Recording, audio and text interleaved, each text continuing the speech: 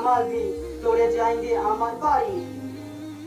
और जब जन्नत के करीब, जन्नत के एक ही कदम से दूर, तो पीछे से आवाज आएगी, उसकी बीवी की आवाज आएगी, कहेगा कि ए मेरा रब, ये वो मेरा शोहर है कि जो मुझे घरेलू मामलात में, घर में अगर कोई किसी खाने वाली चीज में कोई कमी रह जाती तो उस पर मुझे डांट डपट करता था, लेकिन मुझे कभी दीन के मामले में डांट डपट नहीं की, कभी मुझे नमाज का हुक्म नहीं दिया। इसलिए जब एक शख्स उसी वक्त कामयाब व कामयान हो सकता है अगर वो नमाज पढ़ता हो, ज़कात सदका करे, सब कुछ करता हो, लेकिन अगर अपने अहलो अयाल को उसने हुक्म, इन चीज़ों का हुक्म नहीं दिया, वो रोज़े क़यामत के दिन उसके बारे में पूछोगे। इसलिए अगर जिस शख्स को भी कामयाब होना है वो अपने अहलो अयाल की इस्लामी तालीमात दे। रब कायनात फरमाते हैं वअमुर अहलका बिस्सलाह, कि तुम अपने अहलो अयाल को नमाज का हुक्म दो।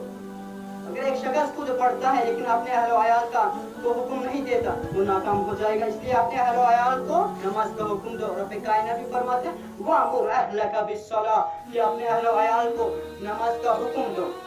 मोहम्मद रसूलुल्लाह सल्लल्लाहु अलैहि वसल्लम ने फरमाया कि जब बच्चा 7 साल का हो जाए उसे नमाज का हुक्म दो, और जब 10 साल का हो जाए उसे नमाज न पढ़ने पर मारो।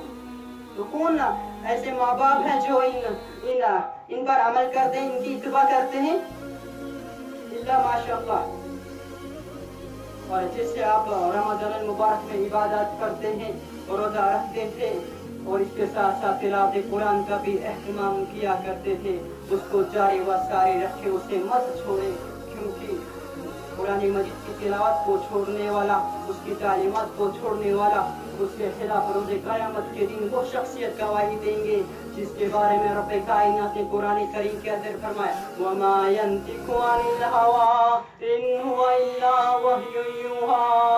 जब रब कायनात से शिकायत करेंगे वक़ाल रसूल रब्बी या रब्बी इन्ना कौमी कौमी इत्तखज़ू हाज़ल कुरान महजूरा, कि रब ये वो मेरी कौम है जिसने कुरान करीम को बसे खुद छोड़ा हुआ रखा।